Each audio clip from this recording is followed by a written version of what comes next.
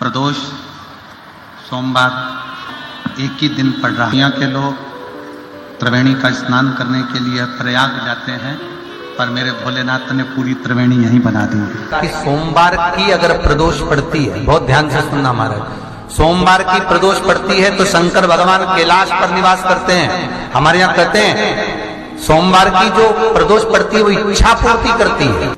प्रदोष का दिन, प्रदोष काल का समय, भगवान शंकर प्रदोष के दिन, प्रदोष काल में अपने भक्तों के घर पर नंदी के कान में जो बोल कर जाता है, शिवजी नंदी पर बैठकर उस भक्त के दरवाजे पर उसका कल्याण करने के लिए प्रदोष के दिन, प्रदोष काल में पहुंचते हैं। प्रदोष के दिन या सोमवार के दिन तो शिवजी की जो सबसे छोटी लड़की है अशोक सुंदरी, उस अशोक सुंदरी वाली जगह पर इस बेलपत्र को, उस घी को बीच की पत्ती में थोड़ा सा लगा लीजिए, और जो अशोक सुंदरी वाली जगह है, जानते हो ना आप लोग अशोक सुंदरी की जगह, आपको पहले भी कथा में कहा, चंदन को लगा दीजिए। और महाराज बीच की पत्ती में थोड़ा सा घृत, घृत मतलब गाय का घी,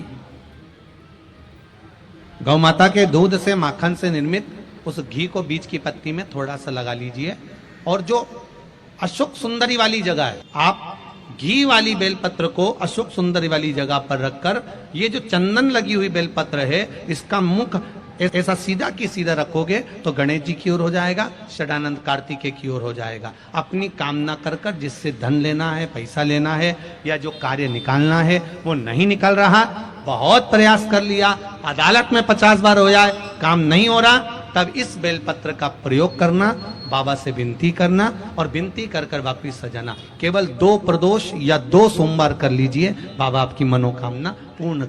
सूर्य आप अगर व्रत नहीं कर सकते तो प्रदोष के दिन, प्रदोष काल में शाम का समय, सूर्यास्त का कुछ पल, कुछ घड़ी के पहले से लेकर बाद तक का प्रदोष काल के अंतर्गत आप शंकर जी के मंदिर में जाकर 1 लोटा पानी, 5 बेलपत्र भी अगर समर्पित करते हैं तो संपूर्ण प्रदोष का फल आपके भाग्य में प्रबल हो जाए। एक निवेदन सभी श्रोता बहन भाइयों से, कथा तो भी प्रदोष काल में, प्रदोष के समय वो जल, मूंग, समीपत्र और बेलपत्र और गुड़ का शंकर के शिवलिंग को समर्पित करना प्रारंभ कर दो। 2 या 3 प्रदोष करोगे, बाबा आपकी मनोकामना शीघ्र पूर्ण कर देगा। 2 या 3 करो। बहुत दिन से काम नहीं हो रहा था, काम तुरंत हो गया, समझ लेना शिव ने कृपा कर दी।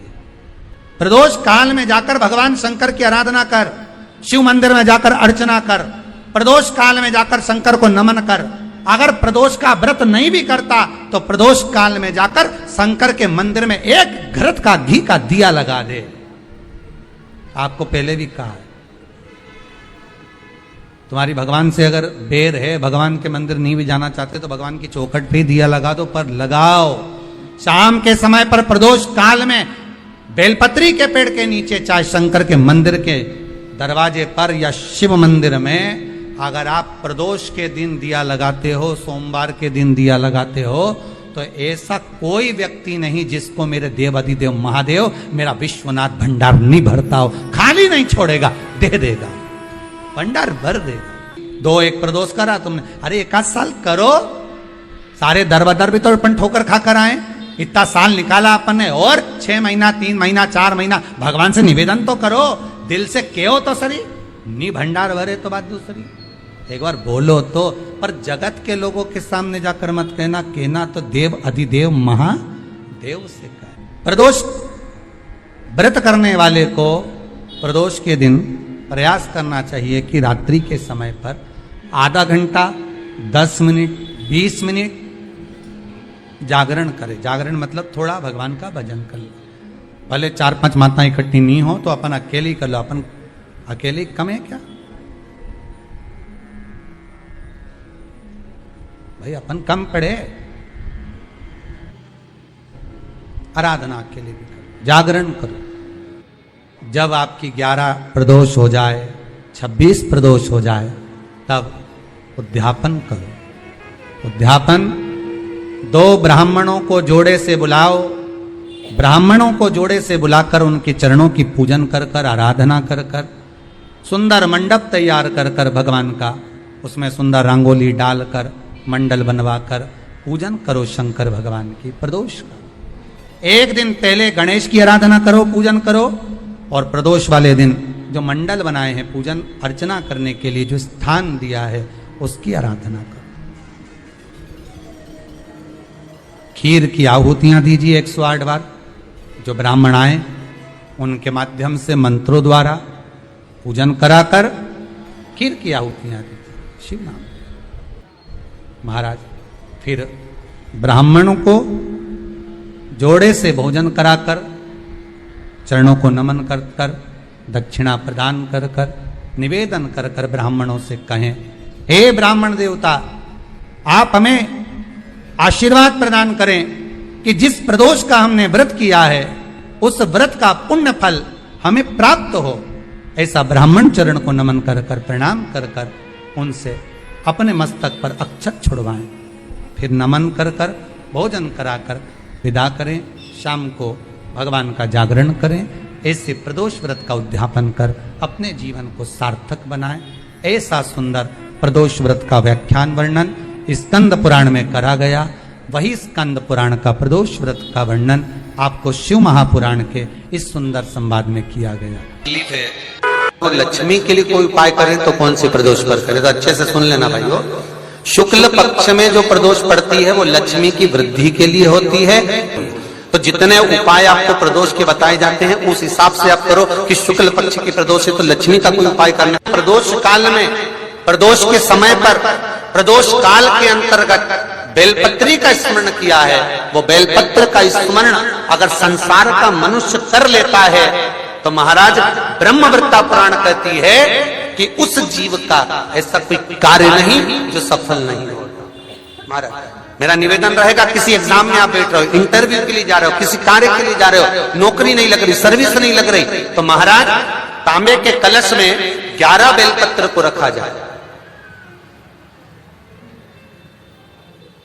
और तांबे के कलश में 11 बेलपत्र रखकर उसमें 11 सफेद पुष्प को डाला, लाल चंदन घिसकर कटोरी में लेकर जाइए।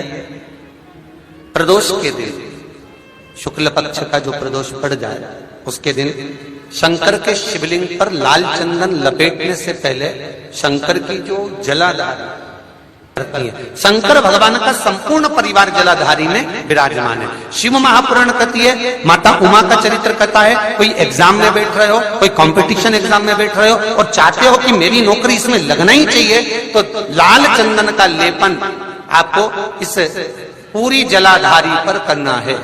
लाल चंदन का लेपन पूरी जलाधारी पर करना। और महाराज जी जिस कलश में आपने घर से 11 बेलपत्र और 11 सफेद पुष्प जल के अंदर डालकर लाए हो, उसको आप चढ़ाएंगे तो इस तरह से चढ़ाएंगे कि उसका भाग हमें दिखे चढ़ते समय। ऐसे नहीं चढ़ाए, उसको चढ़ाते समय इस तरह से चढ़ाएं कि वो जल का भाग हमारी ओर गिरता हुआ। महाराज जब आप वो समर्पित कर दें, बेलपत्र पुष्प आदि सभी चीजें, उस चंदन का एक थोड़ा सा भाग पूरी जलाधारी पर हाथ फेर कर अपने दरवाजे पर आते आते उसका स्पर्श कर दें। जिस दरवाजे से आप एग्जाम देने के लिए जाओगे, जिस घर से आप जाओगे, अपने घर के किसी भी दरवाजे पर उसका हाथ लगा दें या कोई स्थान को छू लें। जिसको आप दरवाजे को खोलकर, दरवाजे को स्पर्श कर कर या दीवार को छूकर या अलमारी को छूकर, जिसको भी छूकर आप जाओगे उसका स्पर्श कर लेना। फिर आपको कुछ नहीं करना है, उमा और महेश ही सब कुछ करेंगे, जो उनको करना है सब साथ ही। किसी व्यक्ति ने अपनी जिंदगी में एक नियम बना लिया कि मुझे प्रदोष के दिन बाबा देव अधिदेव महादेव को एक कमल का पुष्प चढ़ाना। और कई मौसम ऐसा होता है कि उसमें कमल का पुष्प नहीं मिलता तो कमल गट्टा बाजार में मिलता है, देखा है आप लोगों ने, काला कलर का होता है कमल गट्टा। एक कमल का गट्टा भी यदि देव अधिदेव महादेव को, यदि कोई कितना भी दरिद्र है, कितना भी गरीब है, उसका कोई व्यापार नहीं, कोई व्यवसाय नहीं, कोई नौकरी नहीं, कोई चाकरी नहीं, कितना भी परिस्थिति से मारा हुआ व्यक्ति है, अगर उसने प्रदोष की प्रदोष नियम बना लिया, प्रत्येक 12 महीने का मैं नियम लेता हूं और पूरे 24 प्रदोष मैं बाबा को कमल का, जिस समय पर कमल का पुष्प मिल जाए उस समय पर कमल का पुष्प चढ़ाओ, ना मिले तो कमल गट्टा चढ़ाओ, पर जिसने प्रदोष का नियम बना लिया 1 साल पूरा नहीं होगा और मेरा बाबा उसका हाथ पकड़कर उसको मंजिल तक पहुंचाना प्रारंभ करेगा। कितना भी दरिद्र हो। यदि सर को धतूरा क्यों चढ़ाया जाता है? वो धतूरे का प्रमाण क्या कहता है? तो शिव महापुराण की कथा में रुद्र संहिता के अंतर्गत महाराज अगर आप पढ़ेंगे तो उसमें व्याख्यान वर्णन मिलेगा कि मनुष्य के जीवन में प्रतिदिन असत्य बोलने में आते मुख से कई बार असत्य का संबोधन निकल जाता है, झूठ निकल जाता है, असत्य निकल जाता है। तो हमारे यहाँ शास्त्र कहता है सबसे पहला धतूरा भगवान शंकर को अगर किसी ने समर्पित करा था तो ब्रह्मदेव ने करा था महाराज। और उसका भी प्रमाण है कि हर चीज का प्रमाण होना चाहिए। देखो कि आखिर भगवान के मंदिर के पीछे क्यों नहीं प्रणाम करते, तो उसका भी प्रमाण होना चाहिए। कि कोई आपसे पूछे तो आप बता तो सकते हो, केवल कथा के माध्यम से नहीं, आप उसको बता सकते हो कि ये कारण है। आप चंदन चढ़ा रहे तो उसका कारण बताना पड़ेगा कि ये चंदन क्यों चढ़ाया, चावल चढ़ाया तो उसका कारण बताओ कि अग्नि पुराण में लिखा कि अक्षत की महत्वता क्या है।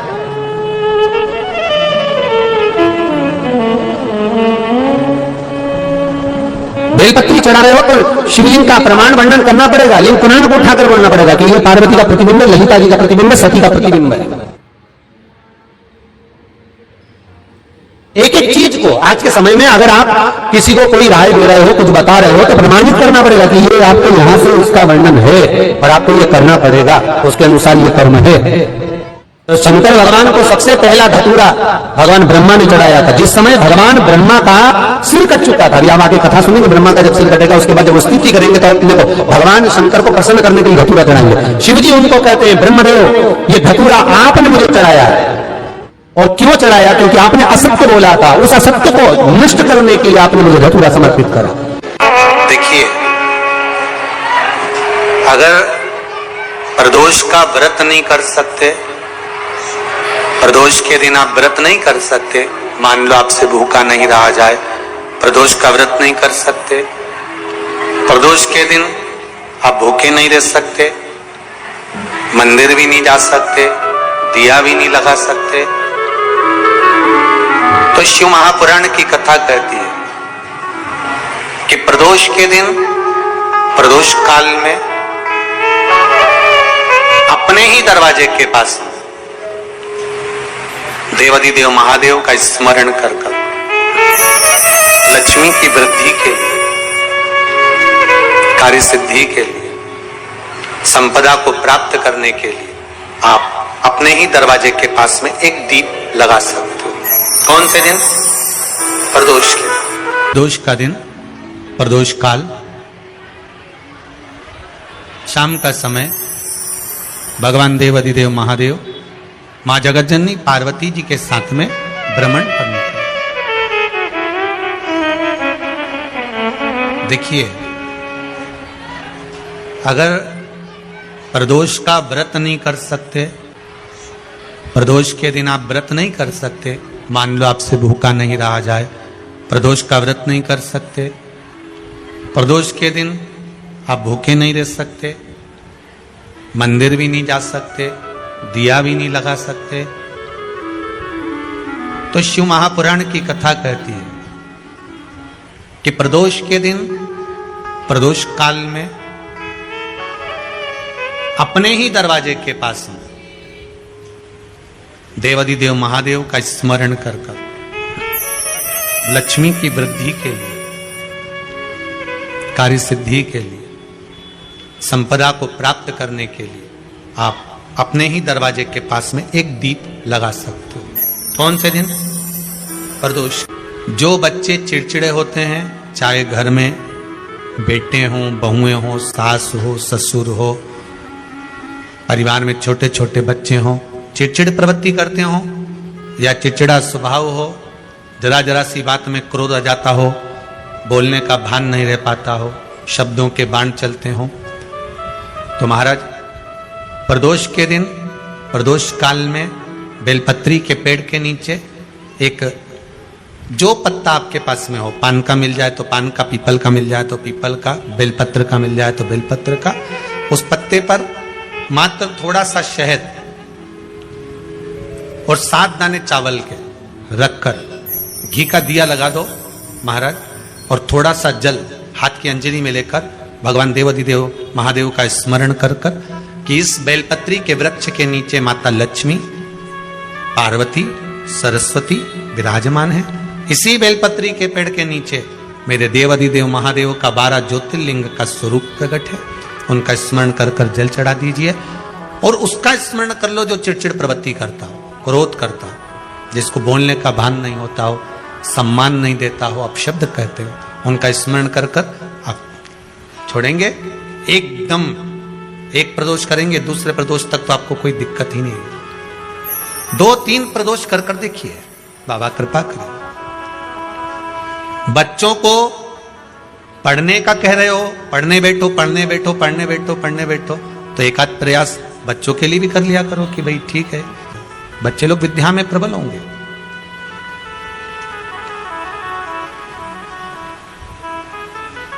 शिव उपासना का जो फल है वह 1000 गुण। पहले भी कथा में काज फिर कहते हैं, शिव मंदिर में जल बाद में चढ़ाना, शंकर के मंदिर में जाकर पंचामृत स्नान बाद में कराना, शंकर जी के मंदिर में जाकर पूजन बाद में करना, पहले थाली एक और रखकर शिव मंदिर में झाड़ू पोछा या जो बेलपत्री निर्माल्य जो भी रखा हो उतरा हुआ सामान उसको भरकर कहीं एक और जहां मंदिर वाले रखते हो वहां ले जाकर रख दो, झाड़ू पोछा एक बार जरूर। पूजन करने से पहले सबसे पहले सफाई का ध्यान रखो और एक विश्वास रखना, आप मंदिर की सफाई नहीं कर रहे हो, फिर निवेदन करूंगा आपको, आप मंदिर की झाड़ू नहीं लगा रहे, आप मंदिर की सफाई नहीं कर रहे, आप मंदिर में पोछा नहीं लगा रहे। जितना हाथ आप मंदिर में फेर रहे हो सफाई के लिए, उतना आपके जीवन में जितना दुख है, जितनी तकलीफ है, जितना कष्ट है, जितनी बीमारी है, उस पर हाथ फेर रहे हो, मंदिर में नहीं फेर रहे हो। नहीं तो सारी दुनिया में जितने मंदिर हैं, सारे मंदिरों में ट्रस्टियों ने कुछ ना कुछ लगा के रखा है। स्वीपर आता है, साफ करके जाता है, ये आएगा सफाई कर कर जाएगा, पंडित जी होंगे तो बुआरी लगा देंगे, पंडित जी होंगे सफाई कर देंगे। उन्होंने तो पंडित जी को बोल के रखा है कि साफ कर दो, पंडित जी करते भी हैं, पर पहला फर्ज आपका है कि आप मंदिर में आए हो तो पहले आप सफाई करो। क्यों? क्योंकि हम उसका द्वार साफ रखें। आज के समय में तो एक नियम हो गया साहब कि मंदिर में जाते हो तो मंदिर के दरवाजे पर चप्पल उतार के जाते हो, नहीं तो शास्त्र रीति तो ये कहती है कि मंदिर में भगवान सामने बैठा है तो उसके सामने चप्पल भी नहीं उतरना चाहिए। तो कई लोग कहते हैं मंदिर के अंदर थोड़ी ना उतार, हम तो जीने से भी बाहर, एकदम गेट के बाहर वहां उतार, पर सामने तो है ना, सम्मुख में तो है। तुम्हारे यहां अगर 4 लोग दिवाली मिलने आते हैं ना तो तुमने चप्पल रखने का भी स्टैंड बनाकर रखा है, साइड में उतारिए, दिल्ली पर मत उतार देना, थोड़ा साइड में उतारो, सामने से सब आते जाते रहते हैं, सामने उतारो, सम्मुख में क्यों उतार रहे हो?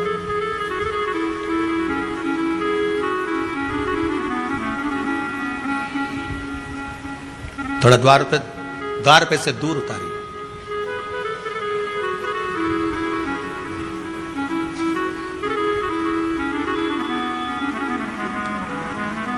अभी तो कुबेरेश्वर धाम में काम चल रहा है, आप लोग जो दान दे रहे हो, आपके दिए हुए दान से निर्माण चल रहा है। अभी तो आप पहनकर जूता चप्पल भी अंदर आ जाते हो, भले दूसरे मंदिरों में चप्पल पहनकर हमने देखा है, आधिकाधिक मंदिरों में, ब्रजभूमि पर भी बहुत मंदिरों में लोग अंदर जूता पहनकर चले जाते हैं, पर जब तक बाबा नहीं बैठा तब तक तो आप पहनकर आ रहे हो। जिस दिन बाबा कुबेरेश्वर धाम में आकर बैठ गया उसके बाद वो दोनों गेट पर चप्पल बाहर ही रहेगी। आओ आप कंकर से शंकर जब शरीर से लगेगा तब सुख भोगोगे, आनंद भोगोगे, सुख की प्राप्ति। अपने द्वार पर भी कितना सुंदर लिखा है भविष्य पुराण के अंतर्गत, और विष्णु पुराण में भृगु बाबा का चरण का चिन्ह भगवान विष्णु की छाती पर रहा, भगवान विष्णु की छाती पर भृगु बाबा के चरण का चिन्ह रहा, चरण का चिन्ह। अब भविष्य पुराण में लिखा है कि अगर हम मंदिर के द्वार पर घर के चौखट के एकदम सामने चप्पल उतार देते हैं 7 बार दिन भर में से, कितनी बार? 7 बार विष्णु पुराण कहती है ऐसा कोई दिन नहीं होता जिस दिन दरवाजे पर 7 बार लक्ष्मी आकर खड़ी नहीं होती हो। कल एक कथा कही थी आपको कि प्रत्येक मनुष्य के भाग्य में सुख लिखा है, केवल मंथन करना।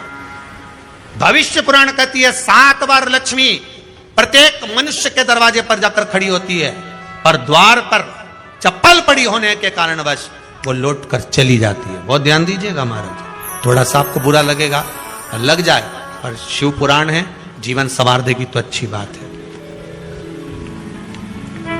जीवन संवार दे तो अच्छी बात है। मंदिर के द्वार पर हम जब चप्पल छोड़ते हैं, जिस मंदिर की चौखट पर चप्पल छोड़ी है, आप जितनी देर आराधना में लगे रहते हैं उतनी देर तक आपकी चप्पल पर जितने लोग लांग कर जाते हैं, जितने लोग लांग कर प्रवेश करते हैं, उसका भी दुख आपके भाग्य में आता चले जाता है। ध्यान दीजिएगा जरा, चप्पल का भविष्य पुराण में पढ़िएगा कभी कि पादुका का महत्व क्या है, पादुका किस ओर उतारना चाहिए, पादुका को कहां रखना चाहिए, किस जगह पर बुआरी झाड़ू को रखना चाहिए, किस जगह पर चलनी को रखना चाहिए, सुई